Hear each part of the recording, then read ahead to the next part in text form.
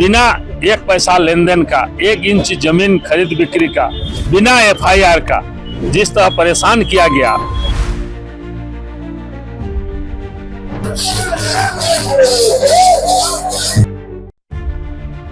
देख रहे हैं किस तरह से हमारे सोनिया गांधी जी और राहुल गांधी जी को बदनाम करने की कोशिश की जाती है। ईडी से जबरदस्ती FIR कराया जाता है और कोर्ट कहती है कि आप बेजा इस्तेमाल कर रहे हो, आपको उसमें घुसने की जरूरत नहीं है। मामले को लेकर सोनिया गांधी और राहुल गांधी को ईडी के द्वारा समन भेजा जाता है। ऐसे में पूरे राज्य भर के कांग्रेस के कार्यकर्ता वो आक्रोश में नजर आते हैं, गुस्से में नजर आते हैं। आपको बता दें कि सुप्रीम कोर्ट के द्वारा भी ईडी को फटकार लगाई गई है, जिसमें सुप्रीम कोर्ट ने कहा है कि आप किसी को भी ऐसे समन नहीं भेज सकते हैं।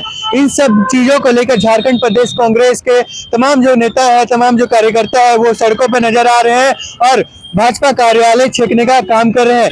आपको बता दें कि कांग्रेस कार्यकर्ता और नेताओं का कहना है कि जो तमाम एजेंसियां हैं उनको कहीं ना कहीं भाजपा के द्वारा गुलाम बना लिया गया है। अब भाजपा के अधीन में जो एजेंसियां हैं वो काम कर रही हैं। ऐसे में कांग्रेस पूर्व अध्यक्ष राजेश ठाकुर जी से हम जुड़ेंगे और जानेंगे कि इस मामले में उनका क्या कुछ कहना है। एजेंसीज चाहे ईडी हो, CBI हो, भाजपा के इशारे पर, भाजपा के जो प्रधानमंत्री हैं माननीय नरेंद्र मोदी जी, गृह मंत्री अमित शाह जी, उनके इशारे पर जिस तरह कठपुतली नाच जैसा ईडी और CBI काम कर रही है और निर्देश लोगों को फंसाने का काम कर रही है, हमारे न्याय योद्धा राहुल जी को किस तरह से ये नेशनल हेराल्ड प्रकरण में और हमारे सोनिया जी और नेताओं को बिना एक पैसा लेन देन का, 1 इंच जमीन खरीद बिक्री का, बिना FIR का जिस तरह परेशान किया गया, न्यायालय ने फैसला दिया कि अंत में जो सत्ता के दुरुपयोग जो कर रहे हैं उनके खिलाफ सत्य की जो विजय हुई, यह जग जाहिर है।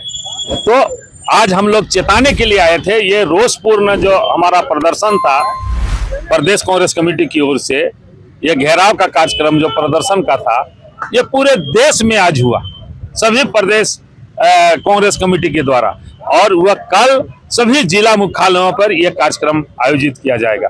और हम लोग उसको चेताने के लिए आज आए कि, और मैं बधाई देता हूं हमारे तमाम प्रदेश के कांग्रेस जनों को, जहां जिसने सुना अपने दल बल के साथ हमारे सभी प्रकोष्ठ, चाहे महिला हो, यूथ हो, NSY हो, हमारे माइनॉरिटी हो, ST SC OBC, तमाम कांग्रेस के लोग, सभी पदाधिकारी यहाँ पर एक आवाज में एक दूसरे को बताते हुए लोग हजारों की संख्या में आज उपस्थित हुए।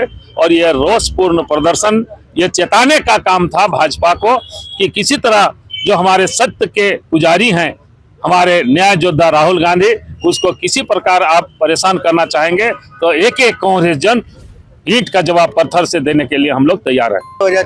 देखिए, भारतीय जनता पार्टी लगातार स्वतंत्र एजेंसियों को गुलाम बनाने का काम कर रही है। और जो राउज एवेन्यू कोर्ट ने जो बात कही, और उससे ये साबित हो गया कि कहीं ना कहीं एजेंसियों का दुरुपयोग हो रहा है।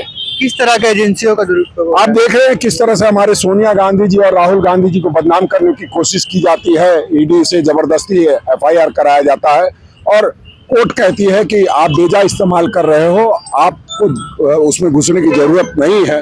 तो इस तरह की बातें जब सामने आती है तो निश्चित रूप से ये लगता है कि जो हम कह रहे हैं कि गुलाम एजेंसियों को, स्वतंत्र एजेंसियों को जो गुलाम बनाया जा रहा है, वो ठीक नहीं है। आज हमने भारतीय जनता पार्टी के नेताओं को चेतावनी दी है उनके कार्यालय पर चढ़ करके कि इस तरह की हरकतों से बाज आइए, वरना हम ईंट से ईंट बजाने का काम करेंगे। कहीं ना कहीं ईडी का कार्यवाही हो रहा है, उसको आप लोग लेकर बोल रहे हैं? हाँ, लगातार जिस तरह से हमारे नेताओं को बदनाम करने की कोशिश की जा रही है ईडी के माध्यम से, CBI के माध्यम से, उसका पर्दाफाश हुआ है।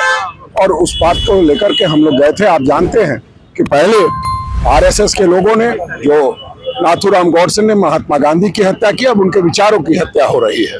तो हम चुप बैठने वाले नहीं हैं। बाबा साहब अम्बेडकर के संविधान में जो प्रदत्त शक्तियां हैं उसको हम अपने पास रखना चाहते हैं, लोगों के जनहित में उपयोग करना चाहते हैं। तो ये जो रणनीति आप लोगों ने बनाई है भाजपा कार्यालय को छेकने की, क्या लगता है कितना सफल रहेगी? बिल्कुल सफल रहेगी। और जो जिस तरह का प्रदर्शन हुआ, हम समझते हैं आने वाले समय में ऐसे हरकतों से बाज आएगी।